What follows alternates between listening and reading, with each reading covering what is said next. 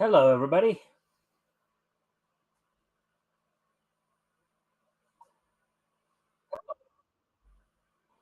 Hello, that sounds okay there.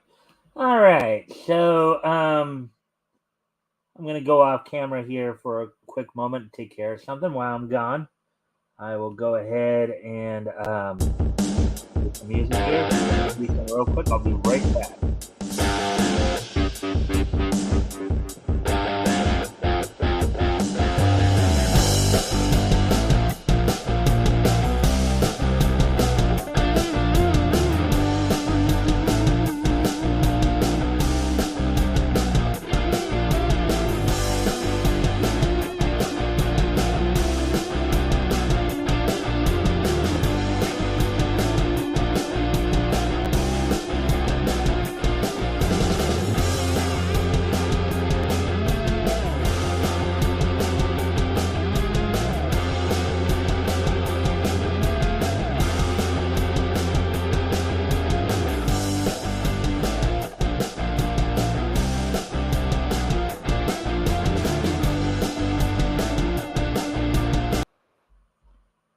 All right, I'm back.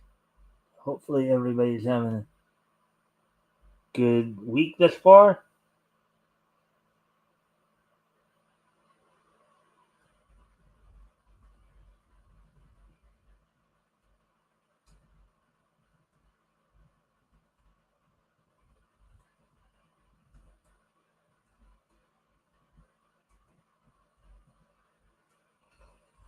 Anyways,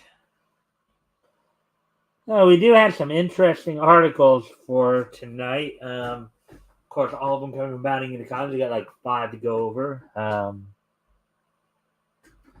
But anyways, I'll talk about those in a moment here. I hope everybody's having a good week thus far.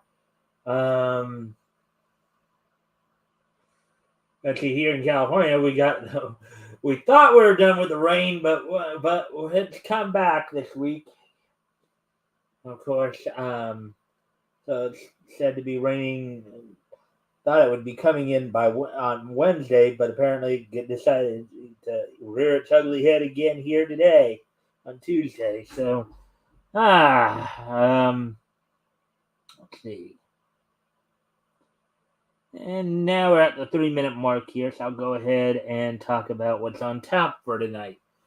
So basically, we got 5 articles we're going to be going over, all from Bounding into Comics.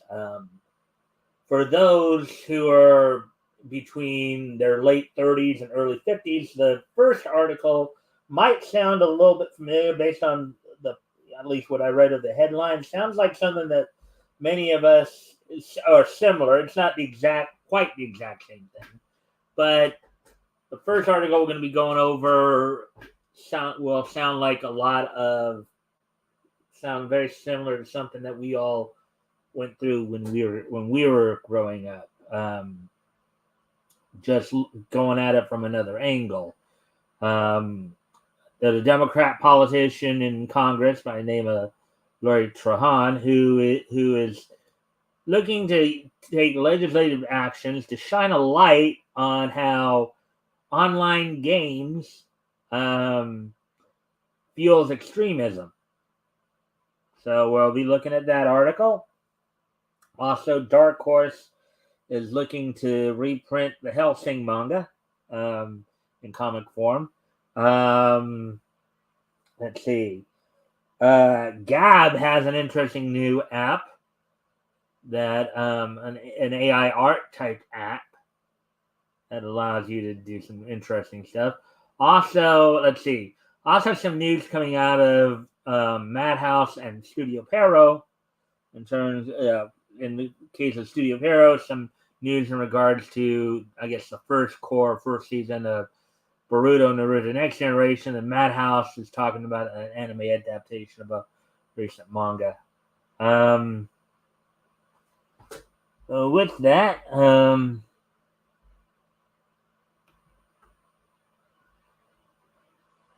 see.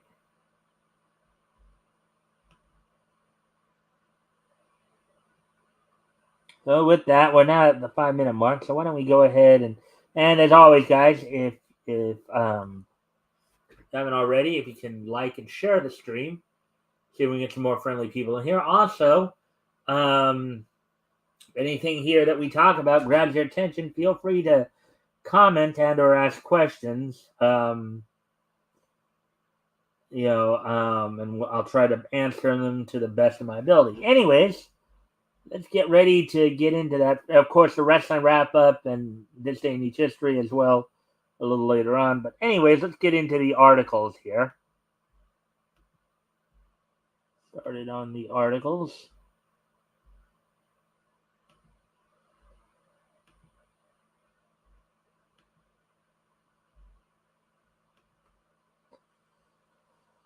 All right, so this one, as I said, for those between your late 30s and early 50s, I have a guess it's going to sound somewhat familiar to you.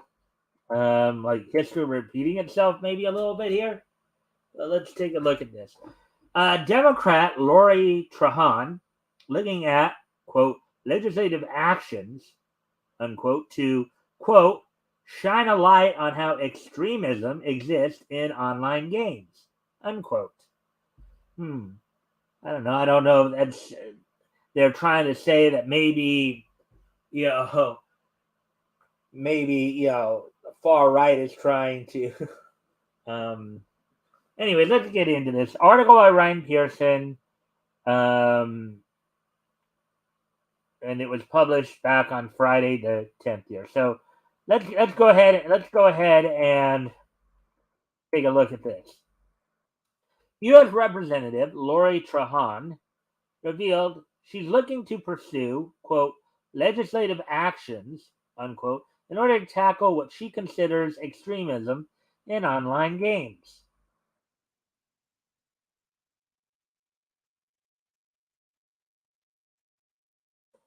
Previously, Trahan was one of 7 Democratic members of Congress who wrote joint letters to major gaming companies expressing concern over extremism in gaming. The letter was sent to Activision, Blizzard, Electronic Arts, Epic Games, Innersloth, Microsoft, PUBG Corp, Riot Games, Roblox, Sony, Square Enix, Tencent, Ubisoft, Valve, and Take-Two Interactive. The letter was prompted by the ADL's, I don't even know what that is, quote, Hate and Harassment in Online Games 2022 report, claiming that 20% of adults and 15% of young people surveyed had been exposed to white supremacist ideology. Here we go again. Yeah, because online gaming is, we got white. And what specific games are they? I kind of wonder though, what specific games they believe is pushing white supremacist ideology. I can't wait to see where her head's at with this, and whether or not it's stuck somewhere that maybe wouldn't it shouldn't probably be. Anyways, let's take a look at it. 4 in 5 adults and 3 out of 5 young people had also experienced harassment in online games. What do they mean by harassment in online games? Because in the letter, Trahan and her cohorts called on the gaming industry to be more open about how they handled quote unquote extremism. I think that's code for, if you guys don't start cracking down on these people, we're going to force you to crack down. I think that's the code for that. Or that's what she said, but then again, she's in the minority power, so minority party here. So, in one of the letters addressed to Activision Blizzard CEO Bobby Kotick, obtained by Axios, Trahan and her Democrat comrades asserted that online games are quote, are widely used spaces where millions of people overwhelmingly report experiencing positive social behaviors and find a sense of community and belonging with other players.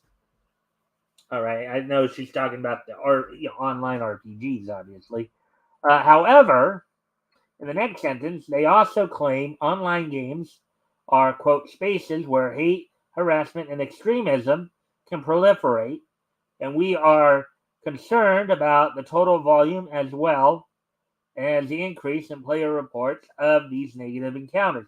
Unquote. Well, that's social media in general, though. That's not just the video game scene. That's you get that on a lot of social media platforms too. Twitter, Facebook, Reddit. You get that. That's pro, uh, let's see. From there, it goes on to cite the Anti-Defamation League. Okay, so that's what ADL stands for. Report that claims 77% of adults and 66% of teens have reported harassment in online games, up from 71% of adults and 60% of teens since last year. Well, maybe because you're feeding into this victim mentality of like, oh, if I don't agree with you, then I must be a victim of an ist or a phobe. That stupid victim mentality right there. The letter continues, quote, this represents almost 80 million American adults and over 16 million Americans under the age of 18 encountering some form of discrimination, physical threats, or sexual harassment. Among many discrimination. How can you discriminate somebody from an online game? First off, a lot of times, unless you're actually outright telling people what you look like, how are you even supposed to know, unless you're like really just being out there to like, this is me,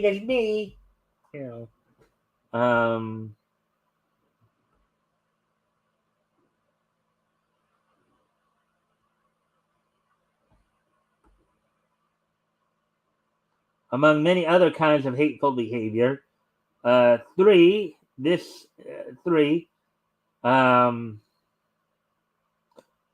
in-game harassment has lasting effects that continue into the real world, where people report negative impacts on school performance, disruptions in their personal relationships, and feelings of isolation, depression, and suicidal. Well, maybe they should get out into the world a little more and start interacting with people for real and not be so mesmerized by being online.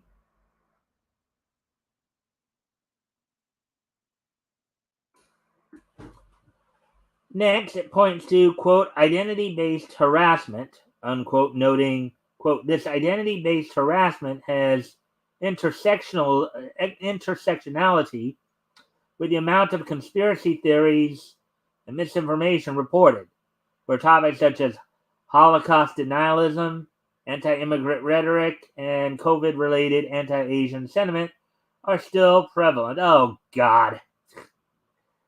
All right, yeah, let's play the victim here while we're at it. The letter then moves to, quote-unquote, white supremacist extremism, claiming, quote, 15% of gamers under 18 and 20% of adults, up more than double from last year's count of 8%, have reported these kinds of encounters. White supremacists actively use online games as recruitment for their ideologies, using in-game voice and text chat to on-ramp people to their beliefs, often targeting vulnerable. Well, I mean, okay. One, in regard to the youth aspect of it, where are the parents in all this? Why aren't the parents monitoring their kids' activities a little more closely? If they're that worried about it. Also, in the case of an adult, you always have the choice, if you don't like the conversation, to either ignore it or leave it. You don't have to, I mean, why would you stay in that environment? I mean, first off, unless you really like the game, why would you continue to stay in a place where you feel harassed and hate? Unless you hate the game, unless you like hate the game. I mean, if you like the game that much, just go on at another time when those people are not there.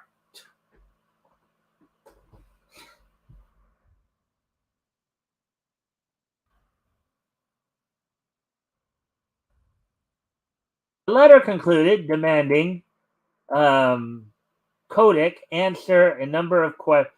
So yeah, basically, a lot of this is reminding me of what was happening in the late '80s, early '90s. That's why I was saying that, for those of us between our late 30s and early 50s should recognize this.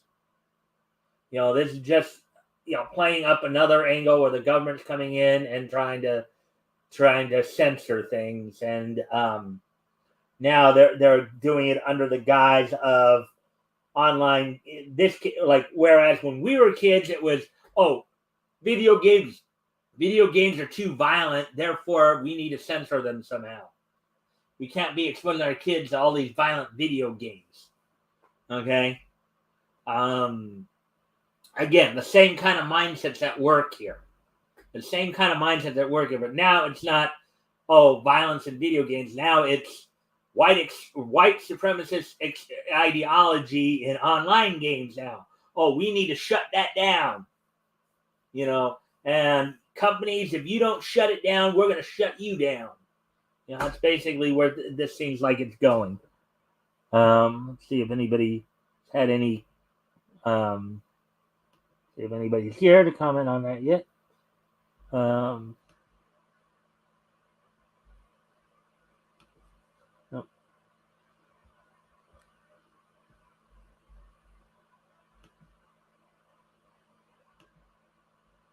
So the letter concluded demanding Kodak answer a number of questions. Kodak is the Activision CEO, I guess. 1. How are you assessing and mitigating the risk and harms of in-game harassment and extremism in your online games? What plans do you have to further address the issue? 2. What mechanisms do you have in-game and externally, such as official websites, forums, and support pages for players to report in-game harassment? 3. How are player reports reports of in-game harassment handled? How large is the team that reviews those reports? And what automated tools are used in-game and by your review team? What investments are you making in ensuring the development of the improvement of these? Well, first off, I don't know if these companies would be doing a lot of this because, again, they're a private company. They have a right to manage their thing as they see fit. How do you mitigate and I can't wait to see how the companies have been responding. How do you integrate feedback from groups that represent communities most impacted by online hate and harassment into the process of improving reporting in your games? How do you identify extremism content in your? Also, another thing here, this could be just a guise to try to flesh out who and what, trying to flesh out and identify who these quote unquote extremists are too.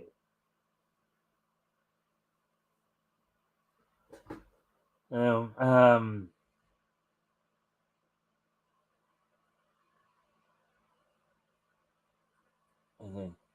How do you identify extremist content in your games? Can you specify which of your currently existing policies address extremist content? So I'm guessing they're just talking about interaction between the players. They're not talking about the games themselves. They're talking about interactions between the different players.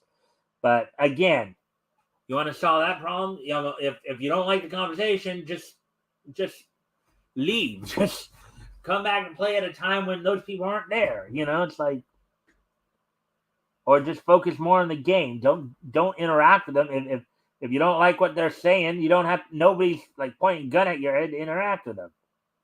What data do you collect on? And that's I think the biggest one right there. What data do you collect on in-game player reporting mechanisms and automatic bans for inappropriate behavior? So basically, again, I think this is one of their ways of trying to get them to hand over their information so they can go after the people they call the white supremacists or extremists. And automatic bans for inappropriate behavior. Will you consider releasing those data in regular transparency reporting? No, because it's none of your business. Trahan also provided a further statement to Axios at the time, quote, when we talk about holding technology companies accountable for what they're pushing toward our kids, gaming companies must be a part of that conversation. She added, unquote, she added, quote, make no mistake, parents like me with young kids are going to be paying attention to how they respond, unquote. Well, maybe instead of worrying about what the companies are doing, maybe you should be more worried about, instead of maybe being a congresswoman, if you're that concerned about your kids there, lady, maybe you should stay home and, and mind your kids and, monitor what they're doing. Instead of worrying about how everybody else's kids are doing, or worrying about what these companies are doing, maybe you should I don't know, resign from Congress, go home and monitor your kids if you're that worried about it.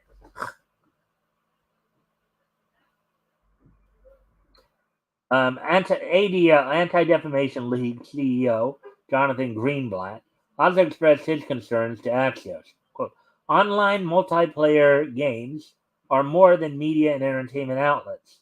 They are social spaces where people of all ages connect through concerts, protests, conversations, and more. Well, yeah, that's true. I mean, okay, you got a point there. But a lot of times, some of the connections are halfway across the world, or halfway across the country,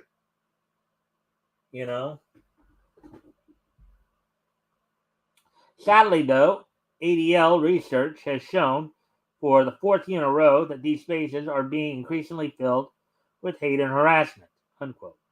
Quote, it's time for players, parents, lawmakers, civil society, and communities to require more from the companies who profit off players' interactions. Sound familiar? I'm sure that a lot of that sounds like a lot of the same rhetoric we were hearing back in the late 80s and early 90s when they were talking about how violent video games, will make kids more violent. Or even to take it back a little further in time and go the comic book route, when like Dr. Frederick Worthen and a number of parents back in the 40s and 50s were saying that comic books were leading to juvenile delinquency. Granted, new age, new situation, but same old arguments, right? It's just something. It's just something that just regurgitates over time, right?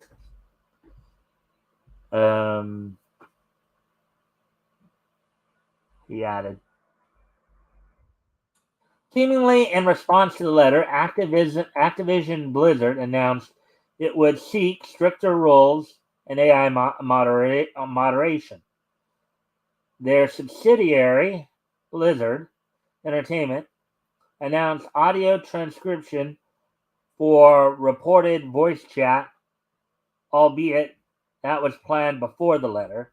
And Ubisoft announced teaming up with UK police to track and arrest gamers for in-game speech that posed a threat to life. Yeah, that's getting deep state kind of stuff. One senator, Maggie Hassan, a Democrat from New Hampshire, also grilled Valve once again over Steam users, in smaller quotes there, alleged, quote, neo-Nazi extremist, racial supremacist, misogynistic, and other hateful sentiments. Axios' latest report revealed actions other companies took shortly after the letter. Tencent stated they would prioritize reports from minors. Epic Games noted that they had over 1,500 specialists to handle reports. Sony highlighted how players could record offending interactions in their reports.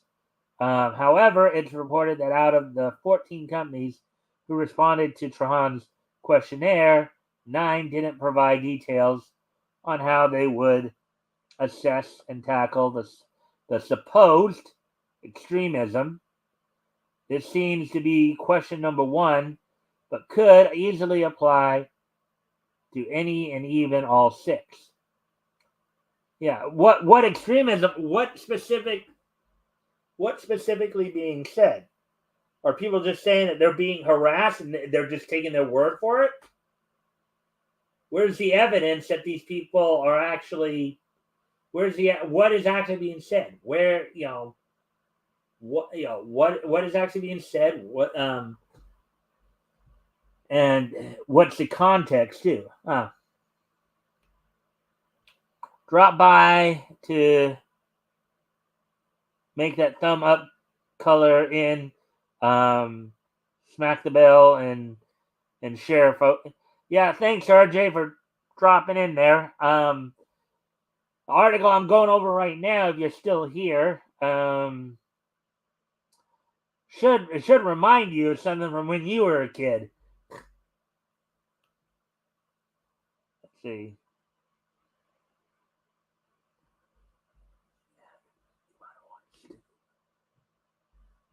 Yes.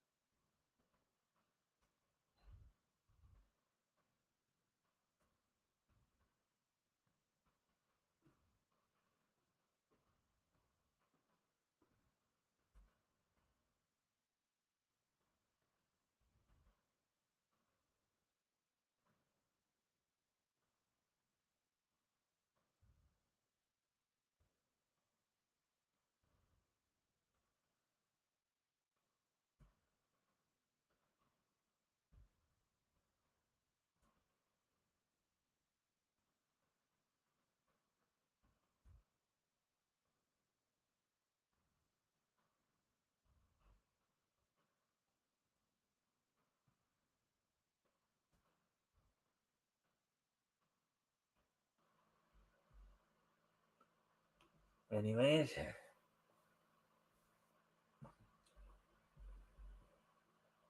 trying to get back to the article here.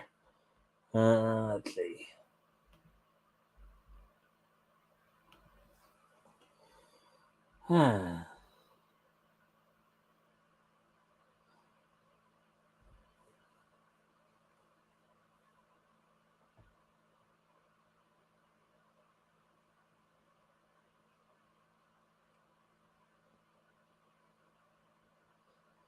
One exception was Roblox, who stated that they had a team to handle terrorism and violent extremism within their titular game. Trahan spokesperson Francis Gruber told Axios that the Congresswoman wouldn't be taking no answer for an answer. Quote, Congresswoman Trahan is actively looking at possible avenues for legislative actions to further shine a light on how extremism exists in online games and explore what can be done by regulators, companies, and gamers to better address the issue. Again, does that sound familiar to you guys? Back in our as I said, those of us who are in our late 30s to early 50s probably, this should sound very familiar because the thought process there is much in the same vein as when they were talking about how video games led kids to be more violent. It's in the same vein that led Dr. Frederick Worthen and a number of parents back in the 40s to say that comics led to juvenile delinquency. So, same messaging, just applied in a different manner. But again, what specifically what specifically is being said here that makes them think that these supposed people that they're talking about are actually white supremacists? There's something there too. They're just saying, well, this percentage is reporting being, harassed and hated online and discriminated against. Well, how? How exactly? It's like, and you can always, not interact with those people. You don't have to stay there and interact with those people. If it makes you feel that uncomfortable. Trahan did speak for herself, stating, quote, "I'm disappointed that the majority of the companies failed to address some of our most urgent questions, including providing us with their policies around extremism, as well as transparency reporting around these topics." Yeah, because none of your business. None of your business.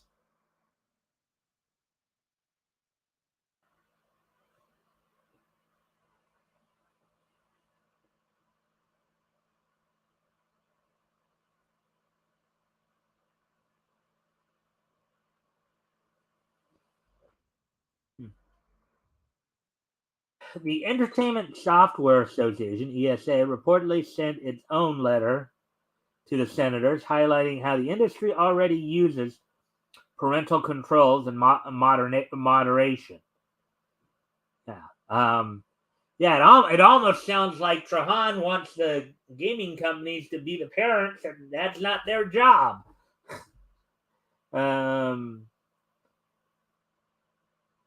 Let's see. Though condemning white supremacy and other hateful content, the ESA also insisted concern and panic had been raised over an excessively broad use of quote-unquote extremism. Yeah, again, it's a government ploy trying to infringe on people's rights. Quote, suggestions that playing video games expose players to extremist behavior cause a false alarm and create a false reality, which is true. Again, it's much in the same. It's much in the same vein as when we were with our generation.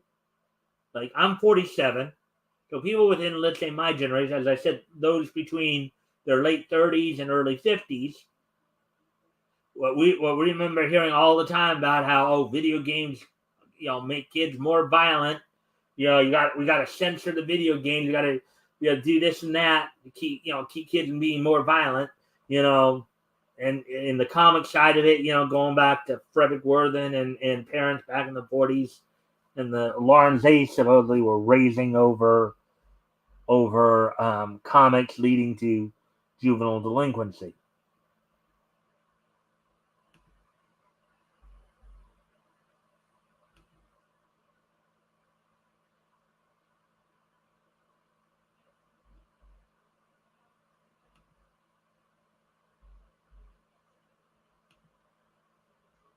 Oh man, I hate it when they do that.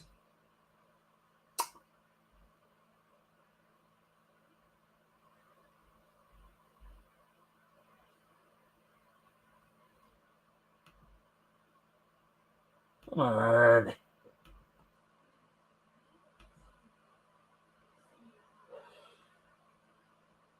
I hate it when they do this crap.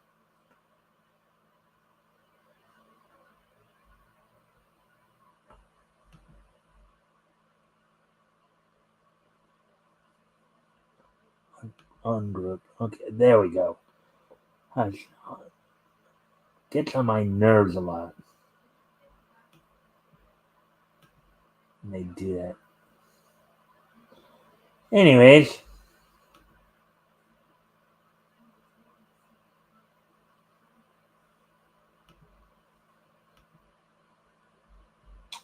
let's get back to the article here. The ESA's letter reportedly stated, quote, the reality is that millions of Americans are engaging in fun, positive, and valuable play on our platform. Yeah, I think this is there. I think this is more the Democrats' way of trying to go after people to try who they see as a threat to their power. This is Washington D.C. trying, mainstream politicians, particularly the Democrats, trying to trying to go after innocent people who they see as a threat to their power. The letter added, quote, that is because our members place a high priority on creating safe and inclusive environments, and where harmful behavior surfaces, our industry addresses it promptly, unquote. In a separate statement, ESA spokeswoman Aubrey Quinn defended the gaming industry, asserting, quote, the industry takes the issue very seriously, and it's frustrating to hear it's not seen that way, unquote. Yeah, because Trahan, what do you make of Trahan's promise to pursue legislative? Yeah, it's it's it's an old issue that is just regurgitated itself into a new millennium. That's what it boils down to. It's in essence, we've seen it before, and we're seeing it again here. Just with a new media and new media and new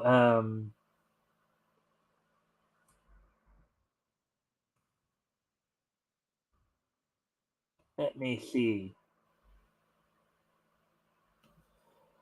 Lori Trahan, an American businesswoman and politician serving uh, the third congressional district out of Massachusetts. Okay, no wonder. Um,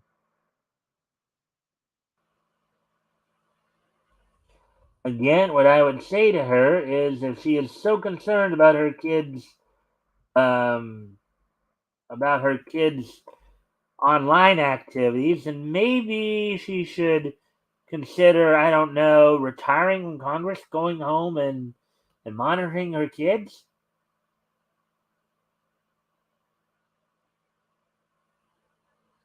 If she's that concerned.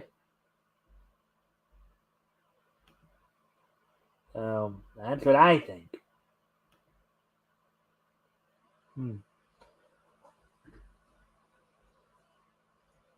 But this is basically an old argument. It is a classic old argument that's been around. You know, again, I talk a lot about. I mentioned, of course, in our own generation, those of us who are in our, from our late 30s to early 50s know this, because this is kind of the same line of thinking, same line of reasoning they were using in trying to censor video games back in the late 80s, 90s, claiming, because kids were playing violent video games, therefore they became more violent. That was the argument. And the same kind of reasoning seems to be surfacing here. Anyways, let's get ready to move on to the next article here.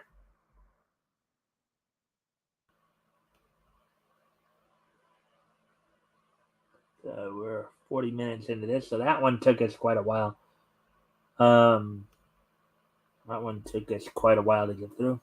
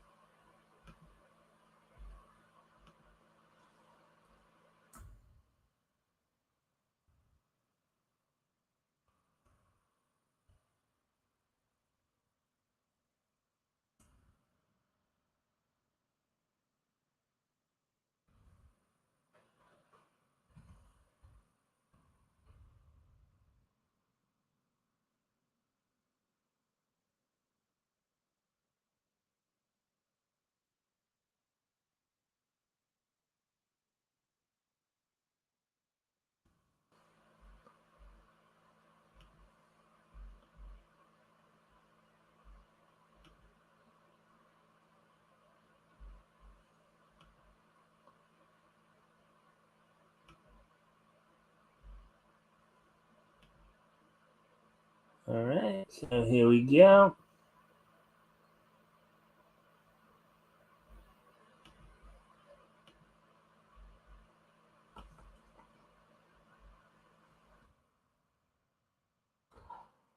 Dark Horse comes to reprint, in smaller quotes here, Hellsing manga in paperback with more accurate translations. Or Dark Horse Comics to reprint Hellsing manga in paperback with more accurate translations. Okay? It seems the series' deluxe hardcover editions were not enough to satiate. Okay, so this article was written by Nerdigans, published this past Friday on the 10th. This is a manga-related article. So, seeing the series' deluxe hardcover editions were not enough to satiate fans' thirst, as just 3 years, 3 years after these premium releases hit shelves, Dark Horse Comics has announced plans to once again unleash the legions of the damned onto the bookshelves with a new reprint of the classic vampire manga Hellsing.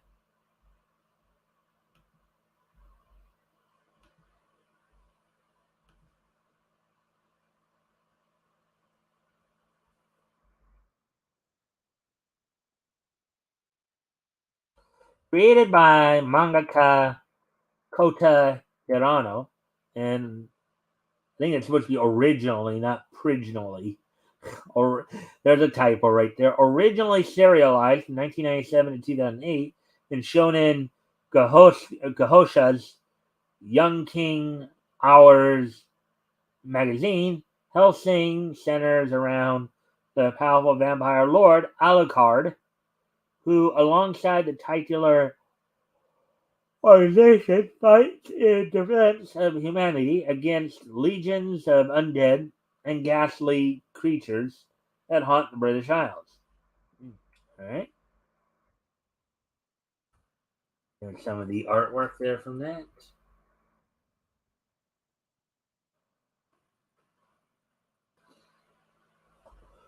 However, when the number of attacks across the nation begin to occur with increased frequency, the group discovers that a Nazi splinter group known as Millennium are seeking to use the supernatural to restore the Third Reich to power, taking it upon themselves to once again put their world conquering plans to rest.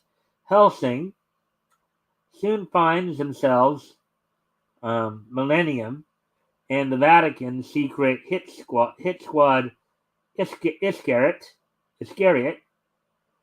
in a three-way skirmish for the fate of the world. An essential read ever since its late 90s debut, Dark Horse announced on March 9th that the beloved horror manga will once again rise from the grave this winter in the form of an all-new paperback edition, and all new in the form of all new paperback editions. Listed as the Hellsing Second Edition, this run of the series will notably feature the revised, more accurate translations previously provided by longtime Berserk translator Dwayne Johnson, not to be confused with The Rock, mind you. In fact, this Dwayne spelled his name Dune, not to be confused with Dwayne. For the aforementioned 2020 hardcover releases.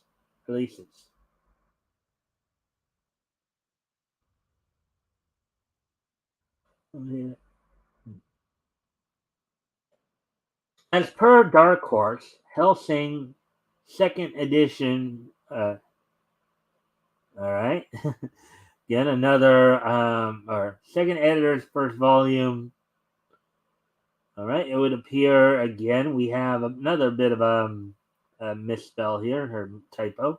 First volume will retail at $14.99 and is slated to first drop into bookstores on November 7th before landing in comic book shops the next day. Pre-orders for Hellsing Volume 1, second edition, are now available from both major and minor retailers. Let's see. Editor's note here. Previous headline uh, was gave I think is another typo there. The misleading impression that the series would be in smaller quotes updated for modern sensibilities has been updated to reflect the fact that in actuality the revised translations are more accurate. Okay, so that's what it is. All right, so there we go with that one.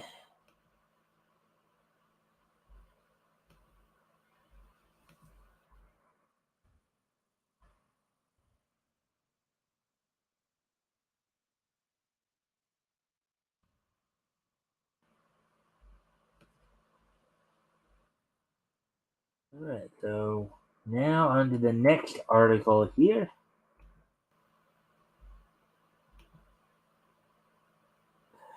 We got a second person. Hello. If you haven't already, well, I thank you for the like and the share. Also, anything here we talk about grabs your attention, feel free to comment and or ask questions, and I'll do my best to answer them to the best of my ability. So as we continue on here, this is another interesting little article that I saw in the headlines here. Gab's quote based AI artist unquote dewokifies April O'Neil, Velma, Tinkerbell, and more. All right, so Gabby, is an AI program. They called it the based AI artist of Gab. I believe Gab, as in the social media site Gab. Article by Paul Hare, published March 13th, which was yesterday, in the comic books, movies, television, video games section. Okay, so let's take a look at this. Gab recently introduced its brand new AI art generator, Gabby. It's free to use and easy to understand. On top of this, it can be addictive and fun. And one way to have fun with it is to use it to turn the tables on Hollywood by de-wokifying fan favorite pop culture characters that Hollywood has destroyed in recent years. And be generated images of an author Rankin style Maid Marian and a modern digital art style Tinkerbell. Gab introduced Gabby in late February with the tagline that it's a quote based AI artist unquote. As with anything, there is a learning curve, but Gab provides a simple tutorial for using it, and it doesn't take long to start producing some interesting output.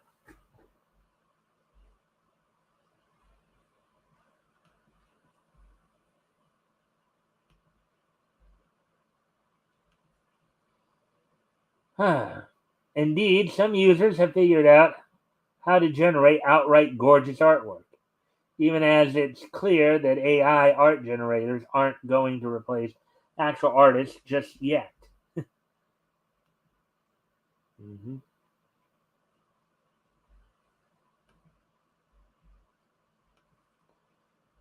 There are a ton of whimsical things to do with Gabby, and one of them is generating stunning images of pop culture characters that the entertainment industry has made woke in recent years. Are you tired of Mary Sue's manly women and womanly men? Uh, what about quote unquote reimagined characters? If you're fed up with all these things, then you'll enjoy the below characters that Gabby has reimagined away from Hollywood's reimagination. April O'Neil. Look at that. So there's April O'Neil in the Seth Rogen movie. And then here's, I guess, a couple of examples of how Gabby has de-wokeified her. Again, in that garb, though, she looks, in that garb, in that outfit, she looks more like Rogue than April. With that, she looks more like Rogue from X-Men than April O'Neil from Teenage Mutant Ninja Turtles. Might as well begin with one of the most recently reimagined characters. April O'Neil started out with the Teenage Mutant Ninja Turtles as a good-looking woman, but that has changed. And the latest version is definitely a swing and a miss. Meanwhile, Gabby generated some better interpretations of the character. Sure, they are still flawed, but they are huge improvement over the official version of her. One of the AI generated pieces looks like a comic book illustration, sort of. The other shows shows how O'Neill would look as a 1950s comic book character. Oh, okay. So the second picture there is a comic book, and then the third picture there is how she looking out of a 50s. And that one looks pretty good too. That one right there. Of course, the outfit, as I said before, the outfit reminds me more of Rogue from the X-Men than anything else. Compared to the quite literally looking piece of manure artwork in the first panel there. uh,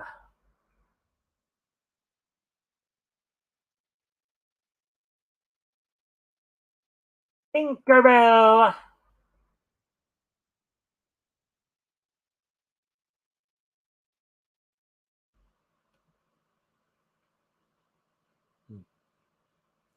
I said, if anything here grabs your attention, feel free to comment, and I'll do my best to answer the questions to the best of my ability.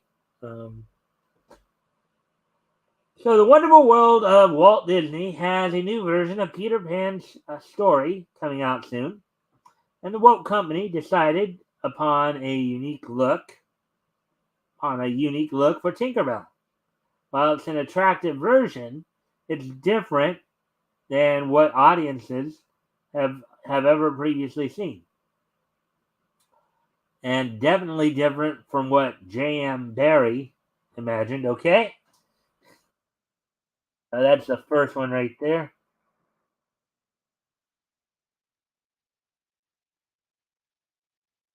With careful input, the Gabby AI art generator crafted Tinkerbell designs closer to Barrie's vision. One is similar to how she looked in the 1953 Disney cartoon, but it has its differences too. The second one is done in the style of famed English illustrator Arthur Rackham.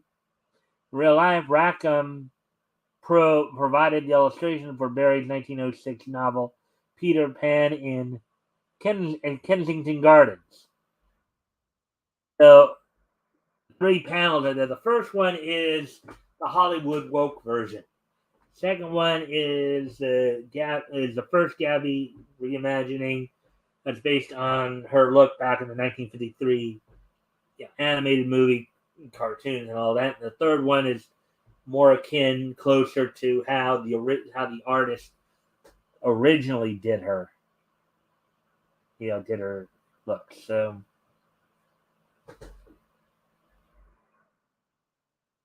moving on here, Galadriel. Galadriel. Now, who in the world is Galadriel? I wonder. Amazon Prime Video poorly portrayed Galadriel in its failed Lord of the Rings of Power series.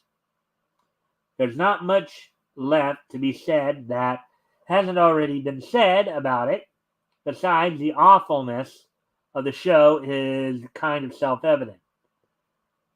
Even for those who haven't watched a minute of the infamous quote unquote man spreading photo is a prime example. So I guess in this panel, the first version is how she was depicted in the movie, and then I guess these are some of Gabby's interpretations, as it were. But never fear, Gabby can produce new images of Galadriel, um, and the ones the AI art generator turns out are leaps and bounds ahead of the official version of her. No more girl boss warrior. Instead, she's a royal elf, adding a 1950s style, so it puts it even closer to the source material. So, yeah, okay, I see that. Particularly in the third, the one at the far right there, Lara Croft.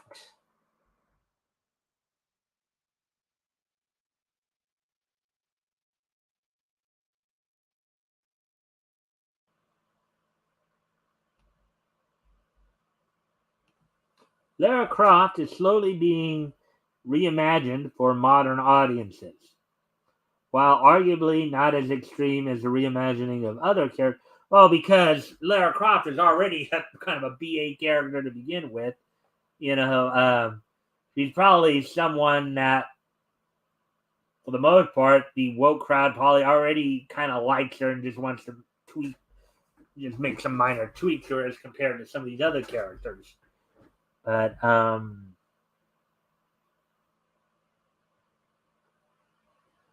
fans are noticing the changes creators have done to the character in recent years, and they aren't that receptive to the changes. The 2018 Tomb Raider movie, for example, underperformed. It's Gabby to the rescue! Well, not exactly in this case. Gabby had trouble with generating a truly good looking piece of art of Lara Croft.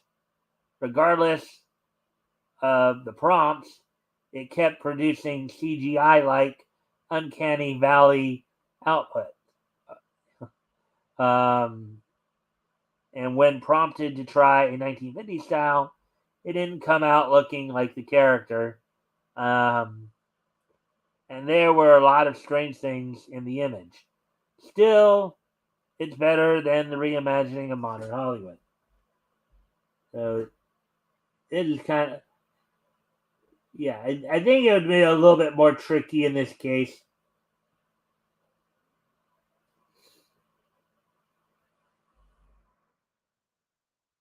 Velma. Oh, that one in the middle there, that looked real good.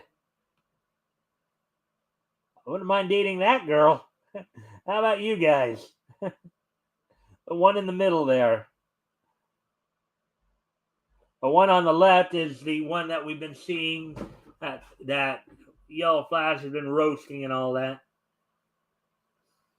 And then, basically the middle one there has kind of a Mary Jane s to it, as in Mary Jane Watson. Scooby Doo has always been a weird cartoon, just a weird concept in general. Nevertheless, people enjoy it, or they did until Hollywood reimagined it. The latest reincarnation of Velma is all out terrible. Yellow Flash, um, and Veridark both had some pretty scathing things to say about it, and I also put my 2 cents in on that.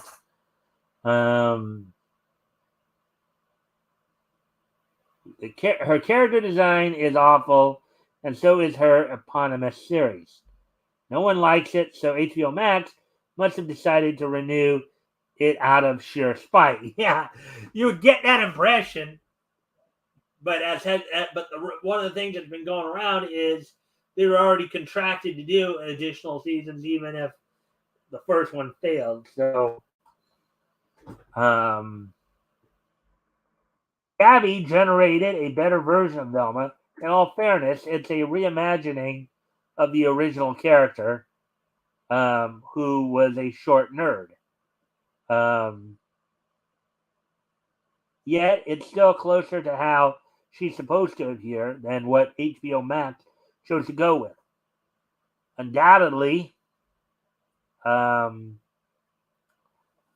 fans would much prefer Gabby's design than the current official character. Yeah, particularly the one in the middle there, as I said. That one really is striking to me.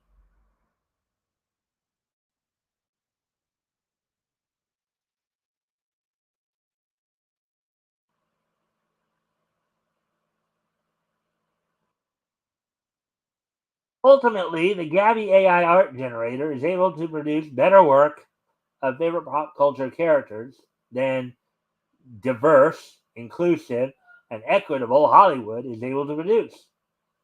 That's pretty remarkable. Better still, it's something that Gab created. After all the progressive conservative uni ideology rabidly hates um,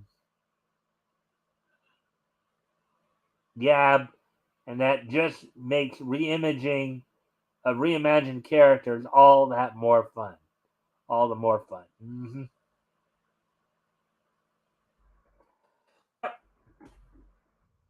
It is interesting to say the least. Again, that one particular version of Velma that we saw there in the middle there, that one to me is personally pretty striking. I'm a soldier, that's so right. See, this one right here. But anyways, we got two more articles to go over. Here, next time we get into some anime manga news here. I guess, or more manga since we had already been doing some manga a little after an hour there.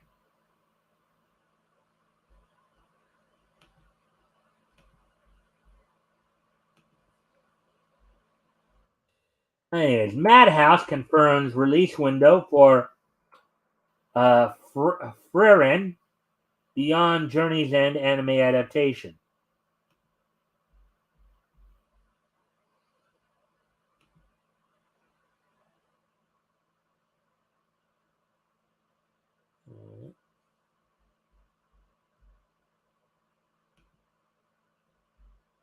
All right, so let's get into this then.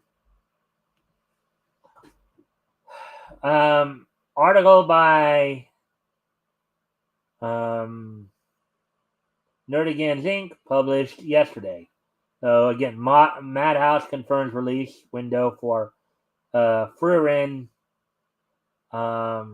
Beyond Journey's End anime adaptation. All right, so after what has seemed like an eternity for us mere mortals, in parentheses here, but a mere nap for an immortal elf, unquote, Madhouse's animated adaptation of Frieren Beyond Journey's End will soon answer the long asked question of, quote, what happens after a group of fantasy heroes defeats the big bad, unquote.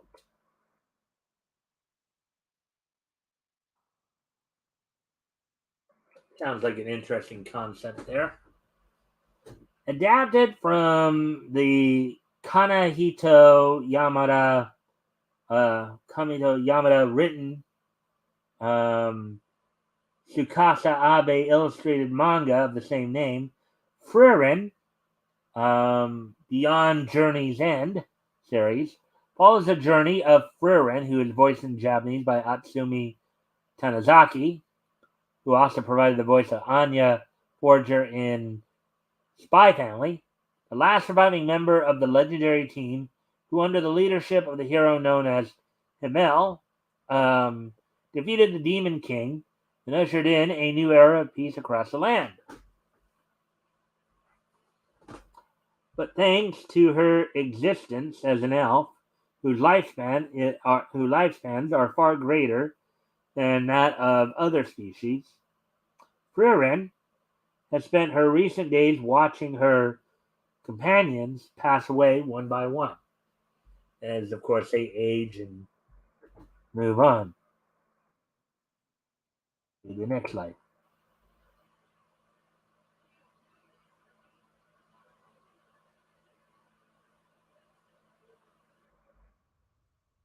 Unsurprisingly, this has caused her to slowly make the turn to becoming more reclusive. That is, until her party's priest, Hader, um, asked Frieren on his deathbed to watch over his adopted daughter, Fern. With a new young charge in tow, Frieren once again sets out to explore the land, all the while hoping to use the lessons of her past to help her and Fern grow their burgeoning friendship. This does sound like a very interesting story to get into. Premiering on the series' official website on March 8th, so 6 days, basically last Wednesday. The latest trailer for Frieren Beyond Journey's End, set right after Frieren's original hero party defeated the Demon King, opens with the full team, the heroic Kamel, alcohol-loving priest Hater, the dwarf warrior Asen, and of course Frieren herself, making their anime debut. So let's see, let me go.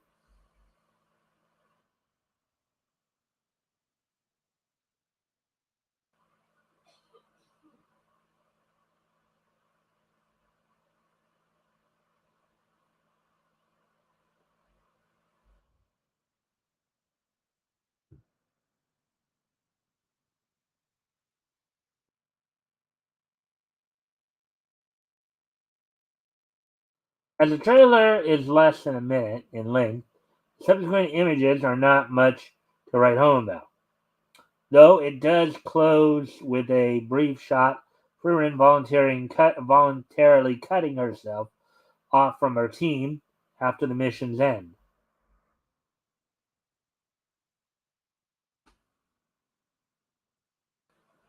The same moment is also highlighted on the series' newest key visual, itself released alongside the trailer, which shows Frieren taking one last longing look at her friends before going on her way. However, after this forlorn shot, the trailer's most exciting piece of news is then revealed. The series is currently on track for a fall 2023 release date. Oh, very interesting. Very interesting way to bring people in, right? Ah.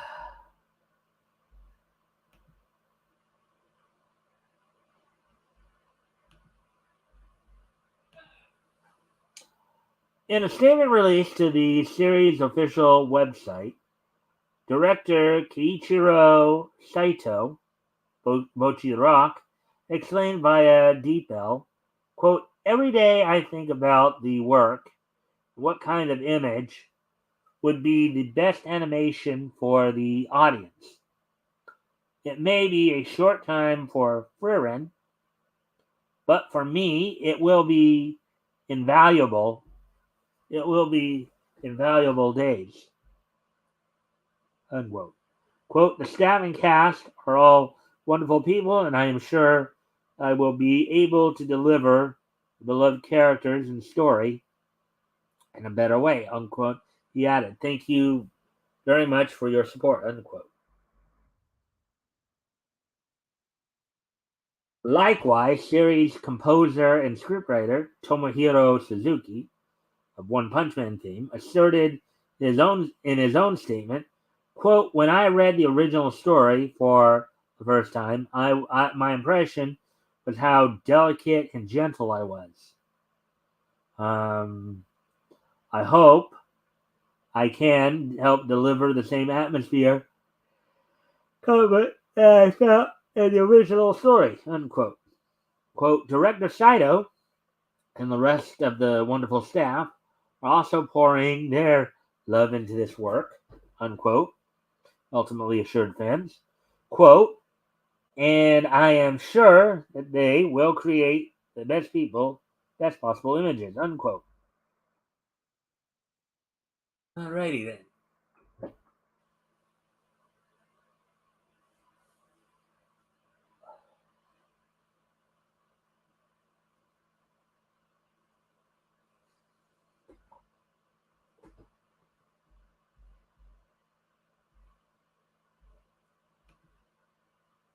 Alright, so getting ready to move on to the last article of the evening here.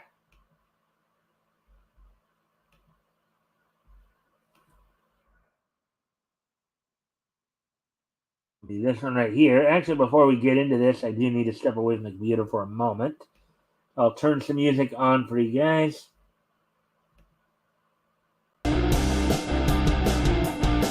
I'll be right back.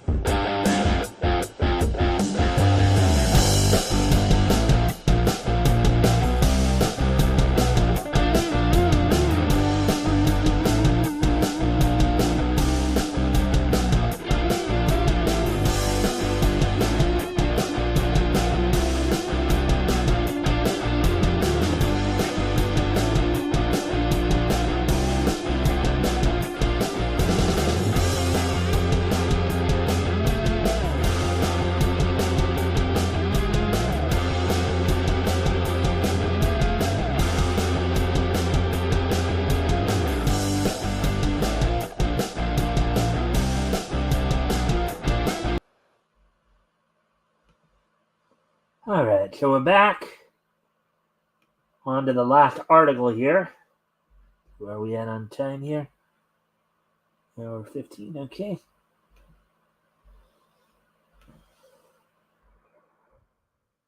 Alright, so Studio Pierrot announces End of Boruto Naruto Next Generations Part 1 confirms 4-part Naruto special for later this year. Article by Nerdigans published yesterday.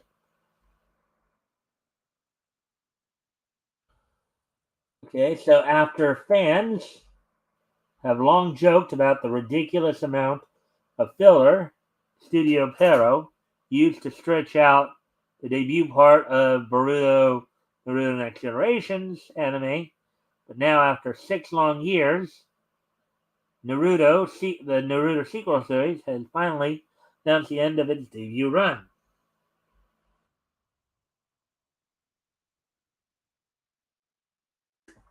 Premiering in April 2017, Naruto Next Generation, was initially announced as an anime adaptation of the manga written by Ukyo Kodachi until Chapter 52, then taken over by original creator Masashi Kishimoto, with art by Miko Ikimoto, which follows the seventh Hokage Naruto's son, Boruto, and the next generation of ninja. On March 8th, Studio Pero, which was last Wednesday, Studio Pero released a statement via the official Naruto website confirming that episode 293, quote here, set to air on March 26th, Japanese Standard Time, will mark the last episode of the series, of the first part of the series. So that'd be 2 weeks from yesterday, or from this past Sunday. Um, Further, Studio Pero also reassured fans series' future by announcing that, quote, the Naruto and Boruto saga's not over yet. Part 2 of the anime is already in the works.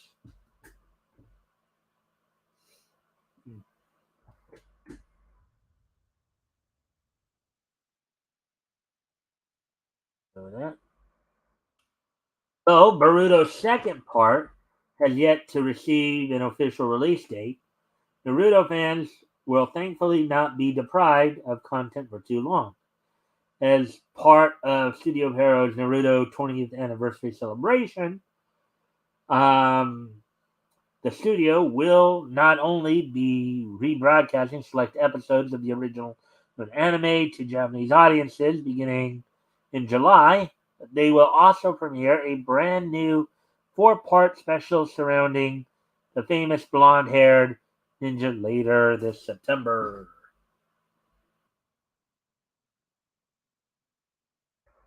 In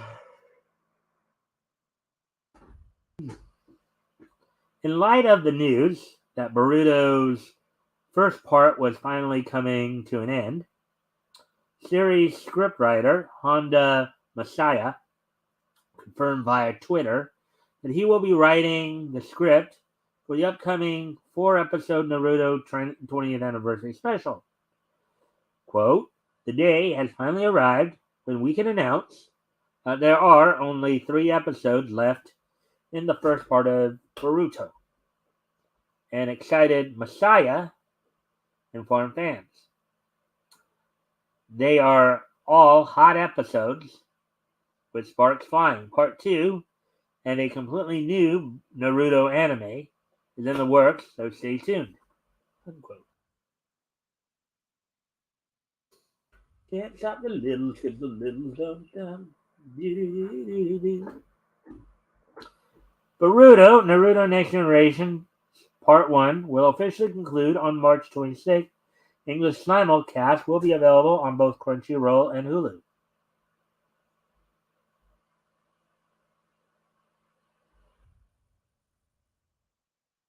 Oh, there we go with that one. So that one was quite quick there. So there we go with that. So we're done with the articles now for the night.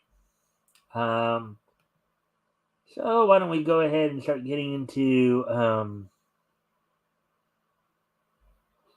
go ahead and start talking about some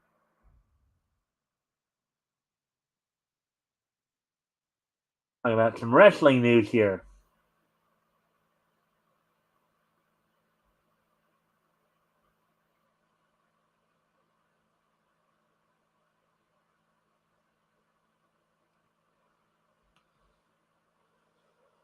All right, so Some news coming out of, as everybody knows, WWE is, of course, continuing to prepare for this year's WrestleMania, which will be on the weekend of April 1st and 2nd, which will be, of course, in about 3 weeks here. Some more news coming out. There is a chance. Well, as of now, the Bray Wyatt Bobby Lashley match is still on, albeit there has been talk that it might be canceled. There seem to be two rumors running around. One rumor is that Wyatt is nursing an injury, finger injury, and that's why he hasn't been on TV the last couple weeks here. There's another rumor going around that he has some creative issues with WWE, and he has walked out. Now the match is still being promoted, so we'll just be waiting and seeing there. Also, it was also announced on last night's Raw that Edge will be taking on Finn Balor in a steel cage match. Or not a steel cage, not just a steel cage match, but a Hell in a Cell. There'll be a Hell in a Cell between Edge and Finn Balor. That's going to be coming up at WrestleMania. Also, there's been talk where WWE has been trying to get Austin to come and do something for them for this year's WrestleMania, and thus far he has, declined to do so. So,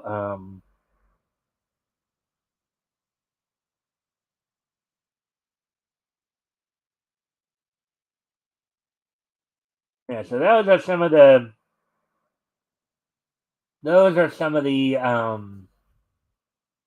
things that have been, of course, going on in the WWE. Now for AEW, some stuff going on there. Tomorrow night's Dynamite. Of course, as we said, the main event is set to be a triple threat match for the AEW Trios title, in which House of Black, the recently crowned new champions, will be defending said titles against former champs the Elite, two-time former champs the Elite, and the Jericho Appreciation contingent of Chris Jericho, Sammy Guevara, and Daniel Garcia.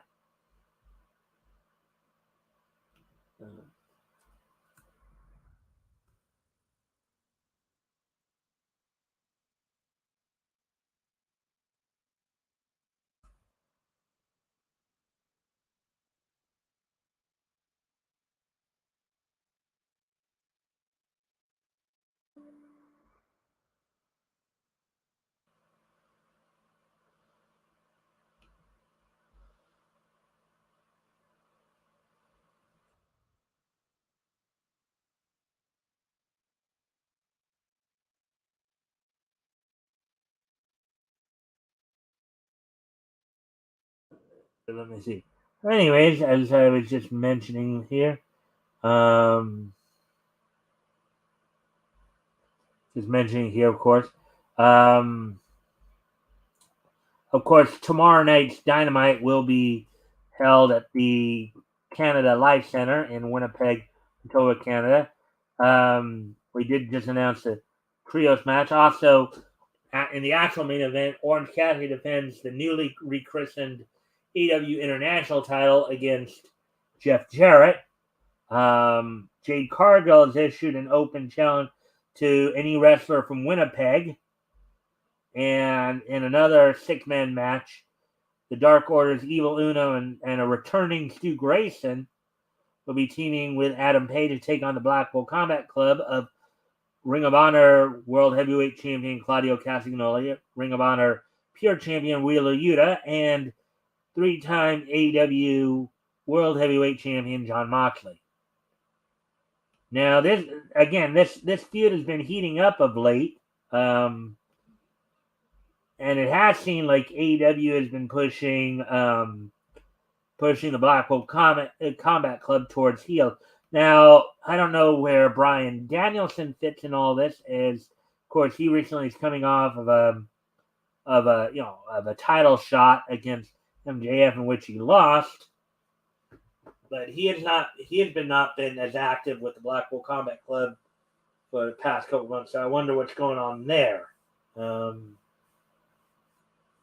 as I said, we've seen Blackpool Combat Club kind of slowly being turned heel here. It looks like, with their recent feuds against Top Flight, the Martin brothers, and with AJ Fox and now Dark Order. And then I think one of the key turning points too was when when Orange Cassidy had defended the now, of course, international title, what was then at the time Atlantic title against Wheeler Yuta a couple weeks ago. He went to give him a hug, and then Claudio comes out and goes, no, come on, you don't do that. So,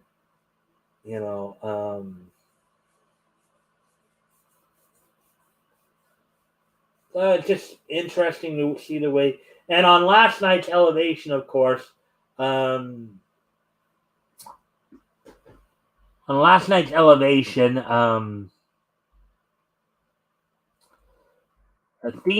among the matches that were on last night's Elevation, Athena had a proving ground match for a Ring of Honor title in which if her opponent won, would be granted a Ring of Honor women's world title down the line.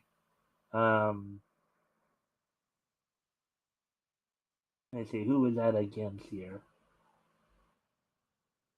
I don't remember here. Oh yeah, Athena had a proving ground match against Inder Mundi. If Inder had won the match, she would have been granted a Ring of Honor women's world title shot at some point down the line. Athena has been kind of going psycho of late, so attacking opponents after the match, after she's won, just further humiliating them. So a lot of stuff to be watching for. Now AEW's next pay-per-view, of course, won't be until May. Now, they do have a Battle of the Belts event coming up in April here. Ring of Honor will next be, will have their Super Card of Honor coming up 2 weeks from this Friday on the 31st. Already signed for that match, of course. Mark Briscoe challenges Samoa Joe for the Ring of Honor TV title, as well as vacating, basically giving up the tag titles so they could be competed in what he calls a reach for the sky ladder match.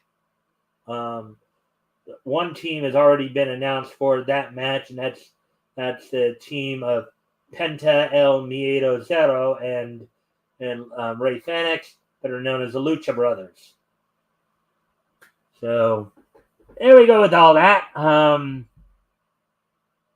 So now we come down to time to wind things down a bit. So kind of wrap things up here.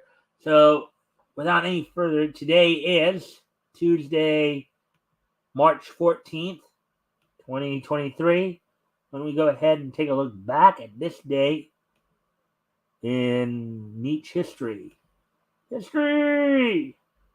All right, so first off, we're going to head back to 1993. And on this date 30 years ago today,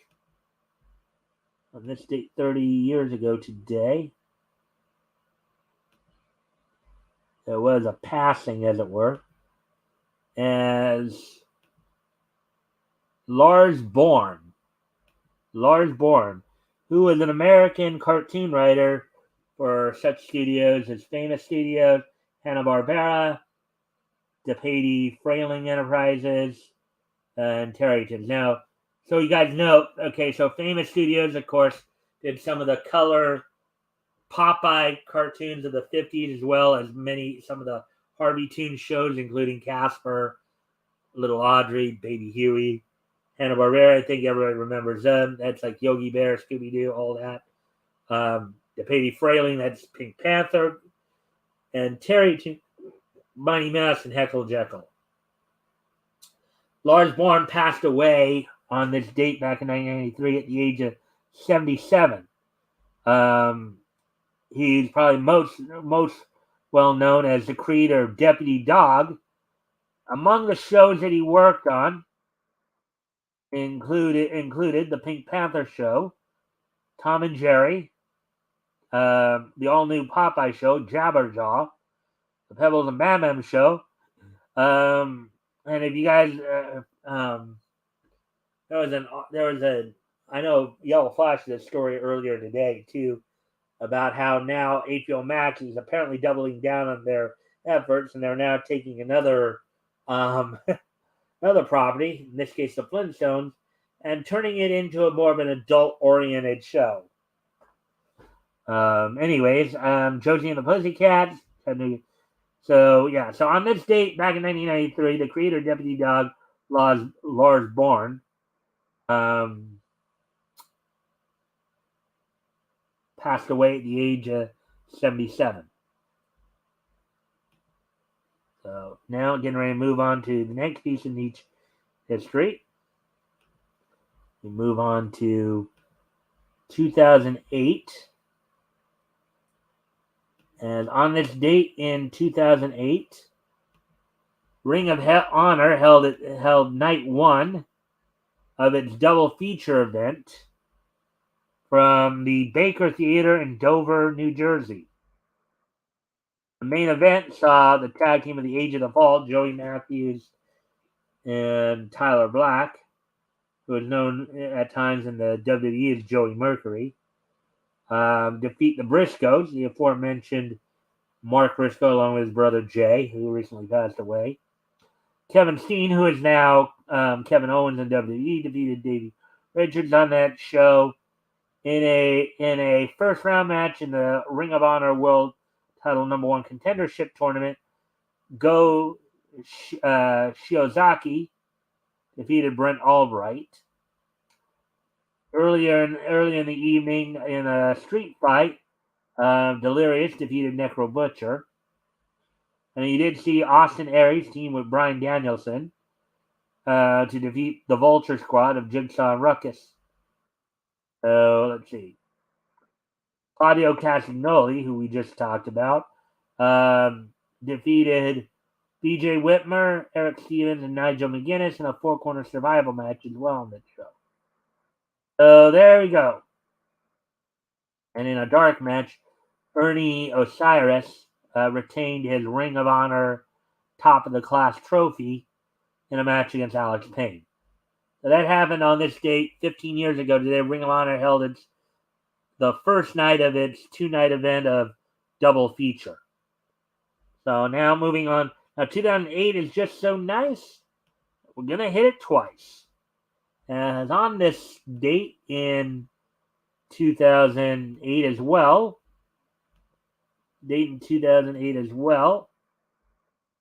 the N-Pro OVA Bus Gamer was released in Japan on this date back in 2008 as well.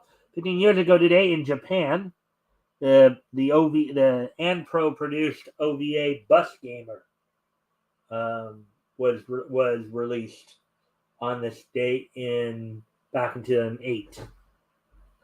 And one more piece in each history, going back just 5 years ago today. And on this date 5 years ago today, as soon as I get to that. Okay. On this date 5 years ago today, the 20th issue of Beauty from Image Comics went on sale on this date 5 years ago today. On this date 5 years ago today, the 20th issue of Beauty went on sale on this date from Image Comics. Sold for $3.99 with 28 pages. Oh, there you go, everybody. Hope everybody had a good evening tonight. I hope everybody got a lot of that. That first story really caught my attention because it did remind me of what some of us grew up dealing with as well.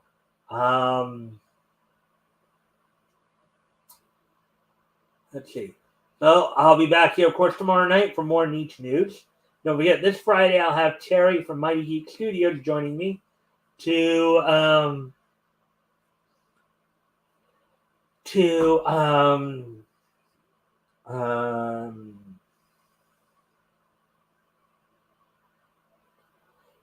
go to, of course, continue our look back in comics history, go over in our historical comic retrospect of books that went on sale in September 1939, focusing in on Centaur Comics.